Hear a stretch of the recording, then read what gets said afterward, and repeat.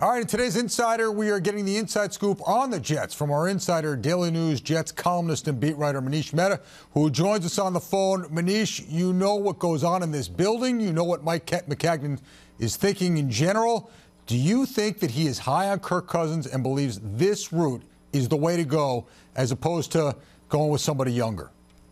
Well, he better, because the Jets are staring at a golden opportunity to solve their biggest problem. This is a terrific chance to get a no-doubt franchise quarterback without having to sacrifice any draft capital. It's extremely rare, proven quarterback in his prime to hit the open market. So my understanding is that the Jets will make an aggressive play for Cousins.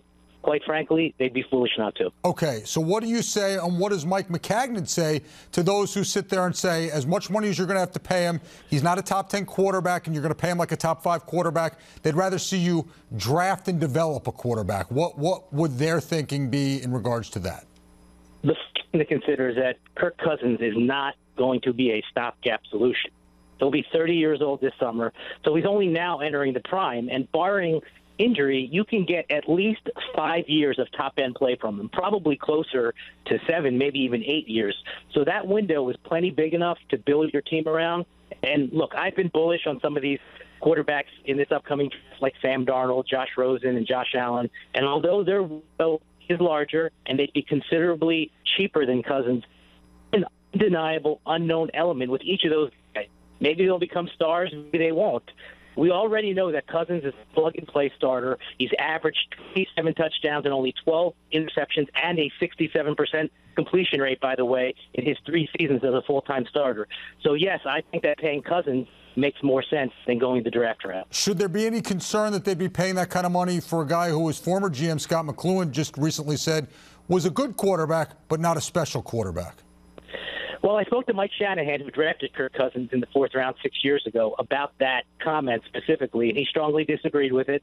In fact, Shanahan made it clear that if you don't think that Kirk Cousins is special, you haven't watched him practice and work each and every day. Shanahan believes that supporting cast, and specifically on defense, Cousins can win for you. And look, I know that Kirk Cousins is not Aaron Rodgers or Tom Brady or Drew Brees, but you can build a sustainable winner with this guy. Can you win a Super Bowl with him?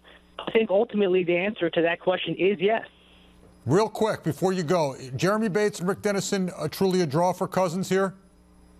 Look, Bates is going to employ elements of that Mike and Kyle Shanahan offense that helped Kirk Cousins early in his career. So I think it's a check mark in the Jets column, but ultimately Cousins is going to go to a place that he believes has a solid foundation with a realistic chance to win for the foreseeable future. Oh, and I also think that he's going to go to a place that forks over the cash. All right. Manish Mehta is our Jets insider. Manish, thanks so much for the information. We appreciate it. Thanks,